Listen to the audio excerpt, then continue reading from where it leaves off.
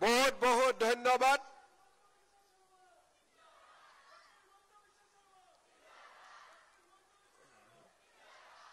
আমাদের সভায় উপস্থিত হাইলাকান্দির অভিভাবক মন্ত্রী কৃষ্ণেন্দু পাল মহাশয়, মন্ত্রী কৌশিক রায় মহাশয়, গৌতম রায় মহাশয়, জাকির হুসেন লস্কর মহাশয়, নিজামুদ্দিন চৌধুরী মহাশয়, বিজয় মালাকার, কমলাক্ষ দে পুরকায়স্থ, সভায় উপস্থিত কল্যাণ গোস্বামী, মুন স্বর্ণকার, সঞ্জীব বণিক, স্বপন সিংহা, আব্দুল ফজল বরভূঞা, মানস চক্রবর্তী, তুলসী রায়, পম্পা দাস, বিপ্লব অবস্থি, অঞ্জন কুমার নাথ, সুদীপ চক্রবর্তী আৰু আজিৰ সভাত আমাৰ হাইলাকান্দিৰ বিভিন্ন স্থানৰ পৰা অহা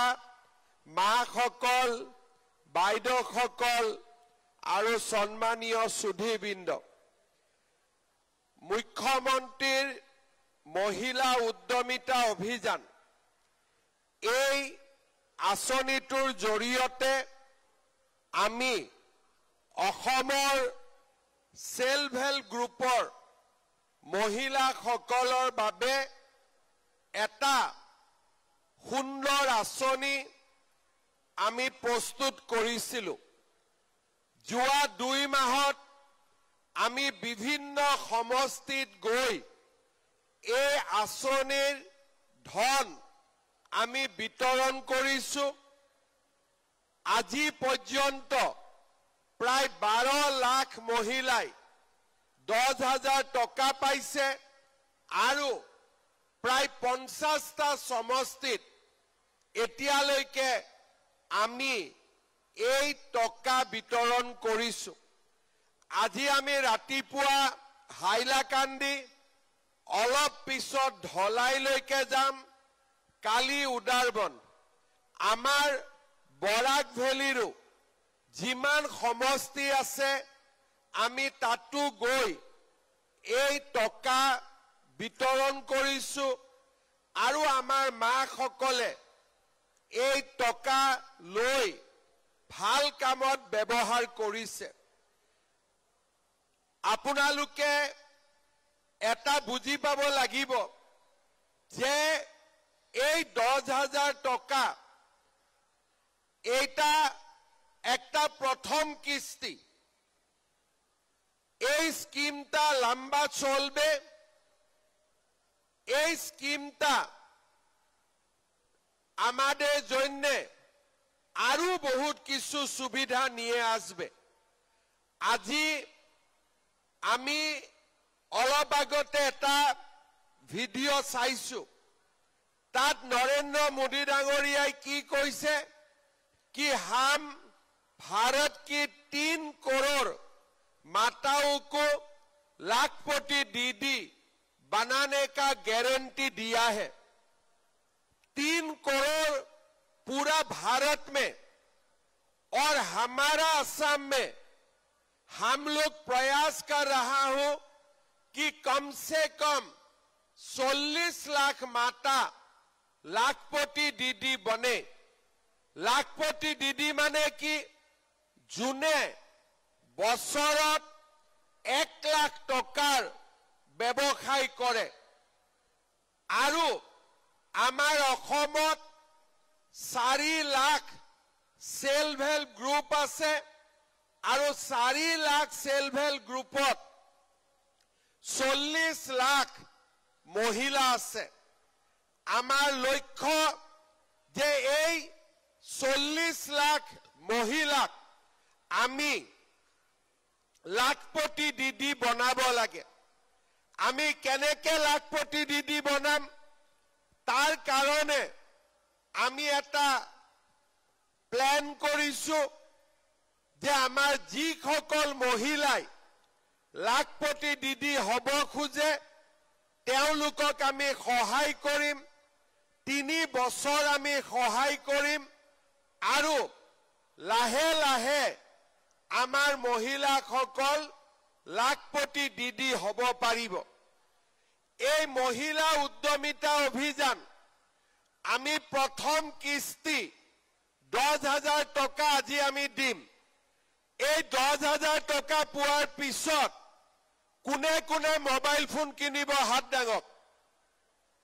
কে মোবাইল ফোন কিনবে হাতটা দাঁড়ান।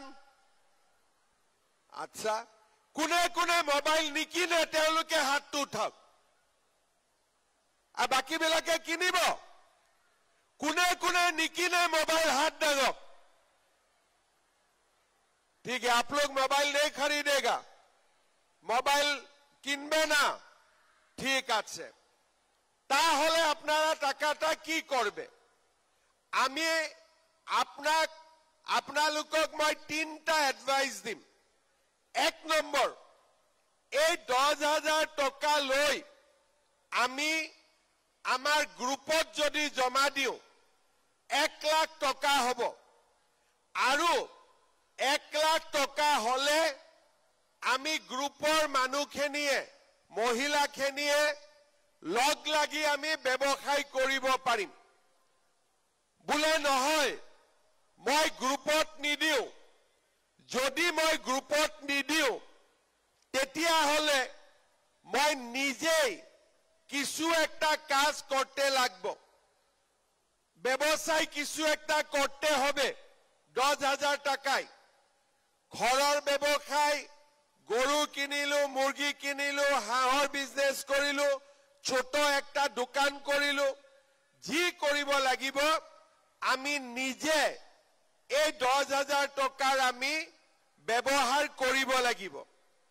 আৰু যদি আমি নিজে করিব আমার ভয় লাগে তেতিয়া হলে আমার হাজবেন্ডর যে ব্যবসায় আছে হাজবেন্ডর ব্যবসায়টো এই 10,000 টাকা আমি ইউজ করিব পারিম, লগাব পারিম।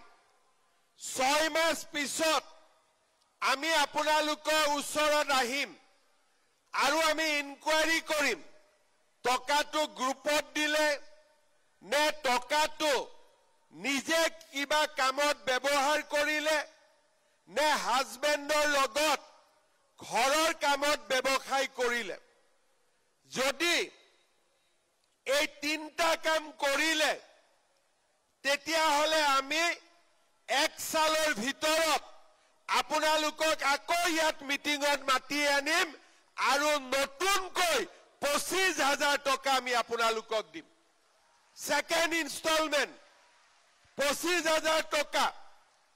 আৰু 25,000 টকাটো যদি প্ৰথমতে যি কামত খৰচ কৰিলে তাতে যদি আৰু ভালকৈ 25,000 টকা খৰচ কৰে 3 বছৰৰ ভিতৰে আমি আপোনালোকক আবার 50,000 টাকা আমি দিমু। ফার্স্ট কিস্তিতে 10,000, সেকেন্ড কিস্তিতে 25,000, থার্ড কিস্তিতে 50,000। ভালো হবে কি খারাপ হবে? ভালো করি বলেন, ভালো হবে কি খারাপ হবে? ভালো হবে তো, কিন্তু ইয়ার মাঝেও একটা কথা আছে। এই স্কিমটা পাওয়ার জন্য 10,000 টাকা, 25,000 টাকা, 50,000 টাকা আমি কেতিয়া পাম? যেতিয়া আমার ঘরত 3টা বাচ্চাতকৈ বেশি বাচ্চা নহয়। 3টাতকৈ বেশি বাচ্চা হলে বাচ্চাক তো স্কুলত পড়াব লাগিব। তেতিয়া কি রকম আপনারা লাখপতি দিদি হবে? এটা তো সম্ভব হবে না। এই জন্য এই স্কিমটাতে থাকার জন্য আমার বাচ্চা 3টা থেকে উপর হতে পারবেন না। ঠিক আছে, 3টাই থাকতে হবে। এতিয়া কিছুমানে মোক কৈ দিয়ে যে মামা কি কৰিব, বাচ্চাটো আল্লাই দি দিলে। তো বাচ্চা আল্লাই নিদিয়ে, বাচ্চা জন্ম হয় হাজবেন্ড আৰু ওয়াইফৰ মাজত। ইয়াতে আল্লাহর কোনো কথা নাই। গতিকে আজিয়ে হাজবেন্ডক গৈ কব যে আমি 25,000 পাব লাগিব, 50,000 পাব লাগিব, তিনটাতকৈ বেছি বাচ্চা এখন হবে না। ঠিক আছে? এই স্কিমত পোৱাৰ পিছত আমি অসমত সকলো মহিলাই কৈ আছে যে এতিয়া আৰু ঘৰত তিনটাতকৈ বেছি বাচ্চা আমি নহব, তিনটাই বাচ্চা থাকিব। আৰু এই টকাটো ভাল ব্যৱহাৰ হ'ব লাগে আৰু তিনটা বাচ্চা ঘৰত থাকিব লাগে। কম হলে কথা নাই, বেছি হ'ব নালাগে। ঠিক আছে? তেতিয়াহলে আপোনালোকে সেকেন্ড ইনষ্টলমেন্ট 25,000, থাৰ্ড ইনষ্টলমেন্ট 50,000 টকা পাক্কা আপোনালোকে পাই যাব। ঠিক আছে? কংগ্রেস আমাকে কি দিয়েছিলাম? ধুতি, লুঙ্গি, এরকম জিনিস। আমি আপনাকে কি দিয়েছি? লাখপতি দিদি বনার সুবিধা দিয়েছে। ঠিক আছে? অরুণোদয় কে পায়? হাতটা খাড়া করে তো। বাবারে বাবা, সবে অরুণোদয় পায়। আচ্ছা, কে অরুণোদয় এখনো পায় না? ওরা হাত উঠান। আরে পাওয়ায়ও হাত দাঁড়িয়েছে, না পাওয়া হাত দাঁড়িয়েছে। 1 মিনিট, আমি ভালো করে দেখব। কে অরুণোদয় পাইছে? ওরা হাত টাঙেন, হাতটা উঠান। ঠিক আছে। এখন যার বাড়িতে একটাও অরুণোদয় পায় নাই, ওরা হাতটা খাড়া করেন। ঠিক আছে। আমার মনে হয় আরো 2-3 হাজার অরুণোদয় হাইলাকান্দিতে দরকার আছে। আমি ওটা ব্যবস্থা করে দিব। ঠিক আছে? ওইটাও ব্যবস্থা আমি করে দিব। এখন মহিলা উদ্যমিতা হয়েছে, অরুণোদয় হয়েছে। মোদিজি আমাকে বিনা পয়সায় চাউল দিয়েছে। এখন রেশন দোকানত 117 টাকায় আমরা কি পাই? 1 কেজি ডাল, 1 কেজি চিনি, 1 কেজি নিমখ।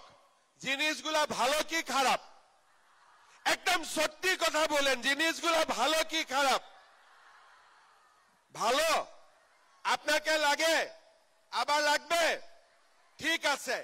1 জানুয়ারি থেকে আমি আপনাকে 1 কেজি নিমখ, 1 কেজি চিনি, 1 কেজি ডাল, 100 টাকায় আমি 3টা জিনিস আপনাদেরকে দিয়ে দিব। ভালো হবে কি খারাপ হবে? ভালো হবে। এখন আপনারা দেখেন, মহিলা উদ্যমিতায় পালো 10,000 টাকা, পরে পাবে 25,000, 50,000। অরুণোদয়তে হয়ে গেল 1250 টাকা। সঙ্গে সঙ্গে মোদিজি আমাকে বিনা পয়সায় চাউল দিয়েছে। আর আমি এখন 100 টাকায় আপনাকে 1 কেজি ডালি দিবেন, 1 কেজি চিনি দিবেন, আর 1 কেজি নিমখ দিবেন। মেয়েগুলা কলেজে পড়েছে, মেয়েগুলাকে আমি কি দিয়েছে? নিযুত ময়না আসনি। ওরা কলেজে যাওয়ার পরে হায়ার সেকেন্ডারি স্কুলে 1,000 টাকা পায়, ডিগ্রিতে 1250 টাকা পায়, আর ইউনিভার্সিটিতে গেলে ওরা মাসিক 2,500 টাকা পায়। 1 জানুয়ারি থেকে আমি মেয়েগুলার সঙ্গে সঙ্গে ছেলেগুলার জন্যও একটা ভালো স্কিম নিবে। এখন মেয়েরাও পাবে, ছেলেরাও পাবে। আপনারা চিন্তা করেন, কংগ্রেস কি দিয়েছিলাম? একটা লুঙ্গি আর একটা ধুতি। আর আমি কি দিয়েছে? অরুণোদয়, মহিলা উদ্যমিতা, বিনা পয়সায় অ্যাডমিশন, নিযুত ময়না আসনি, আমাদের জন্য চাউল, আমাদের জন্য ডাল, আমাদের জন্য নিমখ, আমাদের জন্য चीनी। और अभी मैं आप लोगों को नहीं बताऊंगा, लेकिन 1 जनवरी को आप लोग मेरा बात टीवी में सुनते रहिए। 1 জানুৱাৰী দিনা অৰুণোদয় সকলৰ বাবে মই আৰু ডাঙৰ এটা গিফট দিব গৈ আছো, এটা ডাঙৰ উপহাৰ দিম। ভালো হবে কি খারাপ হবে?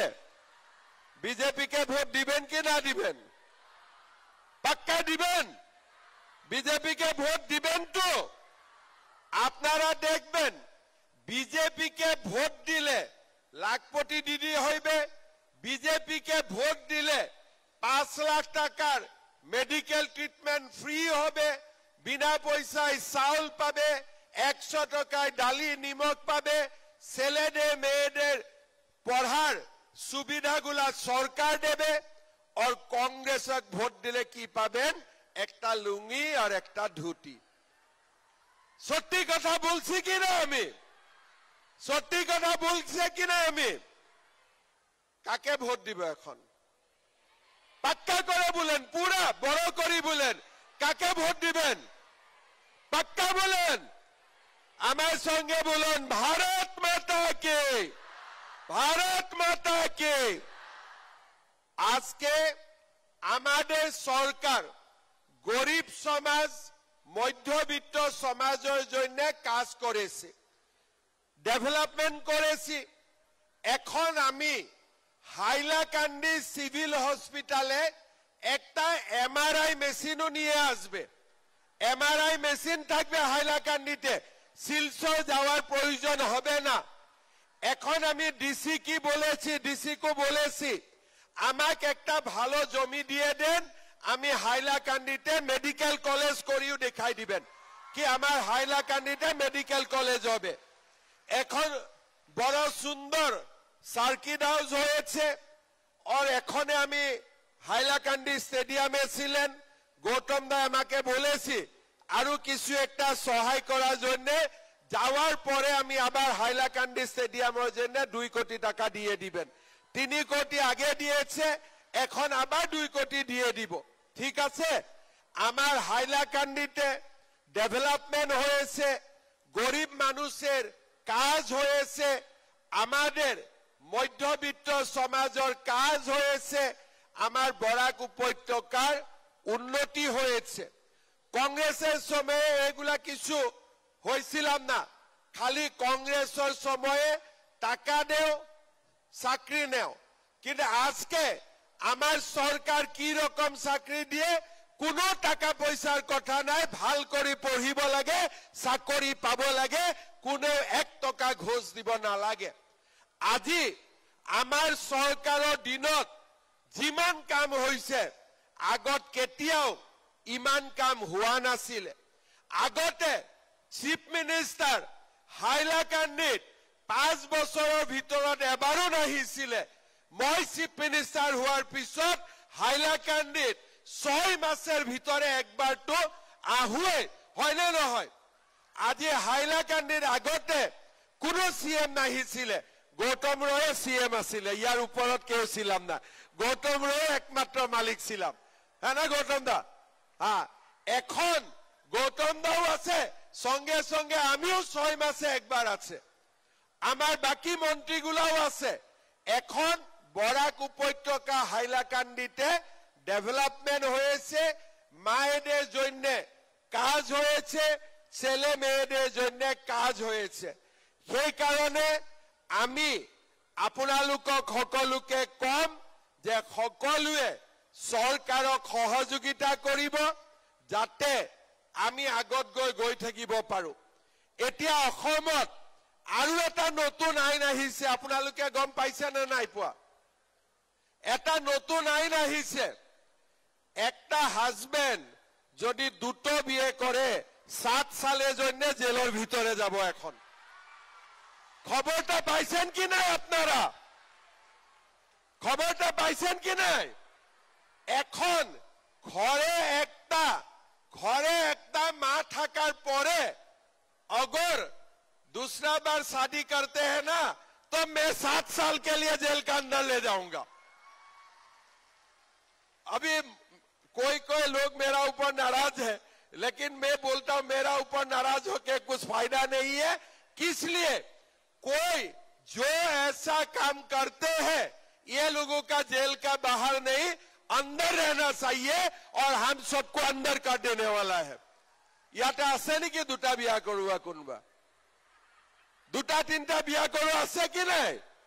যোনে যোনে আছে এতিয়াৰ পৰা কি হ'ব যে আমার একটা মা ঘরে থাকার পরে दोबारा शादी কেউ করতে পারবেন না ঠিক আছে दूसरा बार शादी করার मतलब হাইলাকান্দি জেলে 7 সালের জন্য বন্দী বাস এটা আমি এখন নিয়ম করে দিয়েছে আমার সরকারের সময়ে এনেকে মা সকলের কারণে নতুন নতুন স্কিম নতুন নতুন আইন আজি আমি আনি আছো আৰু তাৰ কাৰণে আজি মা সকলেৰ ঘৰত সম্মান বাড়ে 10 তাৰিখে অৰুণোদয় পাব 8 তাৰিখৰ পৰা হাজবেন্ড বিলাকে ওয়াইফ বিলাকক মৰম কৰি থাকে যে 10 তাৰিখে অৰুণোদয় আহিব ঠিক কৈছো কি নাই মই ঘৰে সম্মান বাড়েছে কি নাই অৰুণোদয় পাওয়ার পরে সম্মানটা বাড়েছে না ঘরে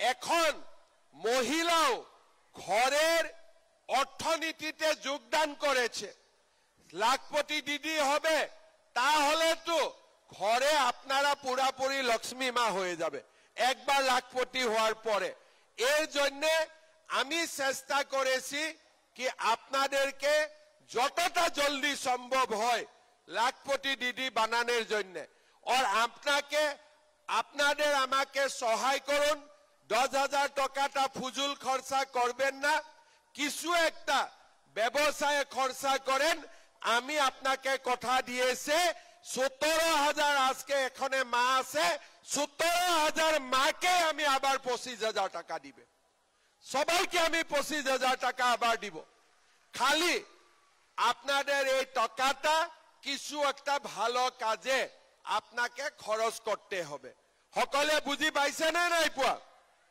বুঝি পাইছে সবে এফালে বুঝি পাইছে না নাই পোৱা বুঝি পাইছে পিছফালে বুঝি পাইছে না নাই পোৱা একদম পিছফালে হাত উঠাওক বুঝি পাইছে না নাই পোৱা বঢ়িয়া এতিয়া মই আপোনালোকক এটা কথা কব খুজিছো আজি আমাৰ হাইলাকান্দিত 17,774 মহিলাই চেক পাব যদি আমি সবকে মাটি মাটি চেক দিও আমার রাতি হয়ে যাব সেই কারণে আমার গ্রুপের প্রেসিডেন্ট গুলা এই জায়গায় আছে কি না হাতটা দাঁড়ান তো গ্রুপের প্রেসিডেন্ট হ্যাঁ ঠিক আছে আমি চেক গুলা ভিও বাইদেউকে দিয়ে দিবেন ঠিক আছে ভিও বাইদেউ গ্রুপের প্রেসিডেন্টের হাতে চেক গুলা দিয়ে দিবে আর গ্রুপের প্রেসিডেন্ট আপনাদের মধ্যে চেকটা ডিস্ট্রিবিউট করে দিবে ঠিক আছে আপনারা বসিয়ে থাকবেন আমি ভিওকে চেক দিবেন ভিওরা গ্রুপের প্রেসিডেন্টকে চেক দিবে আর গ্রুপের প্রেসিডেন্টরা আপনাদের মধ্যে চেকগুলা ভাগাই দিবেন ঠিক আছে 1 ঘন্টার ভিতরে সারা ডিস্ট্রিবিউশন হয়ে যাবে আপনারা শান্তিতে সহযোগিতা করে থাকেন আমি 1 ঘন্টার ভিতরে আপনার হাতে চেকগুলা পাওয়ার ব্যবস্থা করে দিবেন ঠিক আছে চেক লৈ ঘৰত নগলে তো আজি ঘৰৰ মানুহে জুকাব না নুজুকাব ৰাতিপুৱা ঘৰত চাহ বনাইছিলে নাই বনোৱা হাজবেন্ডে চাহ খাব পাইছে ঘৰত চাহ খাব পাইছে নাই পোৱা যদি চেক লৈ না যায় হাজবেন্ডে বহুত জুকাব আজি হলে নহয় সেই কাৰণে সবে চেক লৈ যাব 1 ঘন্টা ইয়াত বহি সকলোৱে ধুনিয়া কৰি চেক লৈ যাব আৰু 1 সাল পিছত আকৌ আমি এনেকে লগ পাম 25,000 টাকা দিয়ার জন্য ঠিক আছে আমাকে বিশ্বাস করে কি না আপনারা আমি যখন বলছে 25,000 টাকা আপনাদের আবার পাবে বিশ্বাস আছে কি না আপনারা আমার উপরে পাক্কা আছে ঠিক আছে আপনারা আমার উপরে বিশ্বাস রাখেন আর আমিও আপনাদের জন্য কাজ করতে থাকবো উপরওয়ালার আশীর্বাদ হবে সবা আসাম শান্তিতে থাকবে আসামের মায়েগুলার উন্নতি হবে বহুত ডেভেলপমেন্ট হবে আমি সকলোৱে লগ লাগি কাম কৰি থাকিম আকৌ এবাৰ মই সকলোকে ধন্যবাদ জনাইছো অভিনন্দন জনাইছো सबको मेरी तरफ से शुक्रिया। और अगले साल दोबारा आप लोग अच्छा काम कीजिए, दोबारा और 25,000 रुपया आप लोग को मिलेगा। लेकिन एक बात याद रह गया ना, 3 से ज्यादा बच्चा नहीं होगा। समझ में आया कि नहीं? हाँ, कोई घर में अगर अल्लाह का बात भी बोलते हैं ना, तो अब हस्बैंड को बोलो ऐसे अल्लाह का बात मत बोलो। आप अल्लाह हमारा घर में बच्चा जन्म देने नहीं आते हैं, हम लोग ही करता हूं जो करता हूं, तो हमें करना नहीं है, ठीक है? तो ये बात भगवान के लिए भी यही बात बोलना है। घर में 3 बच्चा होगा, बढ़िया से स्कूल जाएगा, डॉक्टर होगा, इंजीनियर होगा, टीचर होगा, हमारा असम आगे जाएगा। अभी मैं इतना ही बात बोलता हूं, मुझे ढोलाई भी जाना है। आप लोग बहुत सुबह आ गया था 6 बजे। मैं आप लोगों को दोबारा एक बार नमस्कार करता हूं और दोबारा मेरा साथ एक बार बढ़िया से बोलिए, भारत माता के, भारत माता के, नरेंद्र मोदी, नरेंद्र मोदी, वंदे वंदे। बहुत बहुत धन्यवाद। जय हिंद, वंदे मातरम।